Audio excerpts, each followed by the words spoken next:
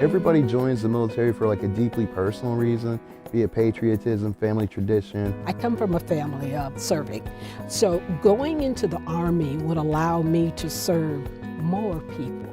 I had a good friend who was like, we could join the National Guard together. We get to go to college for free and we can use our college money to buy a car. It was something crazy. I joined the service because I thought that we were in peacetime, and I thought that I just wasn't ready to go to college just yet. So I wanted to travel and have the opportunity to serve my country. So you believe the commercials, right? Yes, yes.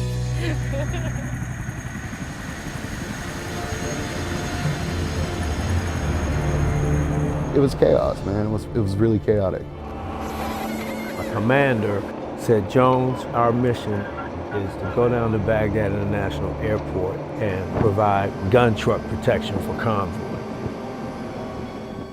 I was a 19-year-old kid that was put in a position to be in like an armed diplomat, peacekeeper, and there's just no way that you can really prepare yourself at that age or even at the age I'm at now, in retrospect, for something this complex. Every day, I would wake up in the morning and get a sensitive report as an officer in charge. It stayed with me. And then, anytime something happened, RPG attack, my soldiers get blown up, I had to write the incident report. I noticed like during the middle of the deployment, people were like saying things like, man, you sleep weird, you're snoring in your sleep, you're moving around, stuff like that. I'd never snored in my life.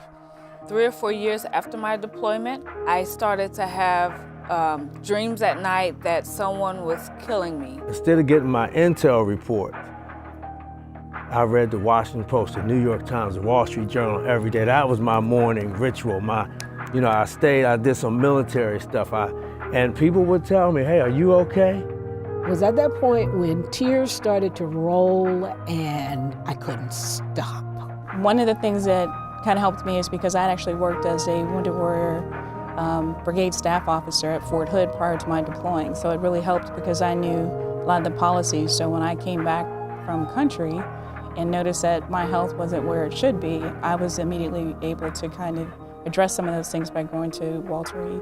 I was diagnosed with PTSD as a result of military sexual trauma, and they assigned me a psychiatrist, they assigned me a psychologist. I went through some different, programs, the CBT, the CPT, the PE, and those are all of the, and let me put it this way, every letter of the alphabet. I wrote and I cried. And I think the first thing I wrote about was the youngest person in our unit, and he perished on one of my convoys. I realized through therapy that part of my PTSD was I felt deeply conflicted that this young man perished. And one of the things that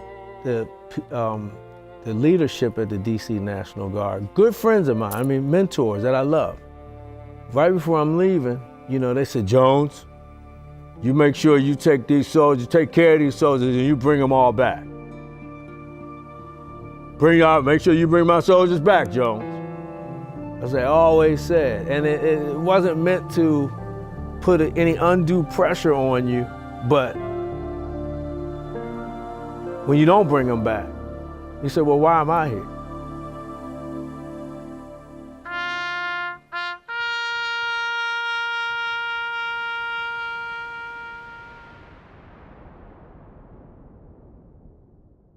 People want to pretend it's kind of like a light switch that you can turn on and off. It's not quite that simple. It's something that every person, it's a unique challenge to everyone. Some people find it impossible to transition.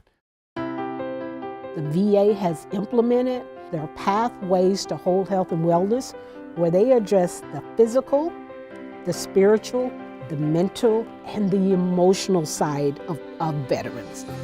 The Veterans Cannabis Coalition advocates for equal access and to reduce the stigmatization of cannabis use, particularly in a medical setting. I'm not saying it's a silver bullet, but I'm saying it is an option. It should be available. I would say for my fellow veterans, if something is off and people are identifying it for you, it's definitely worth looking into just so for your own sanity. You're the best advocate for yourself, so you would know more or less where you are physically, mentally, if things aren't the way that they should be. From the moment you come home, say, hey, my name's Bill, I live in Washington, D.C. I go talk to the Mayor's Office of Veterans Affairs, and now I'm on this track. Now I'm getting enrolled in VA healthcare. If I need counseling, I'm getting it. If I want to use my home loan to potentially invest in the district and stay forever, I can do that. If I want to use my GI Bill and go to school in the district, we can. You do not have to live a diminished version of yourself after your combat experience. You don't. I mean, you can actually be better than what you were before you went. It's just all how you wake up in the morning. It's all if you go out there and get the help that you need to sort through your problems. No matter where you are in your struggle, you should always know that you don't walk alone. And if you are walking alone, don't allow yourself to walk alone.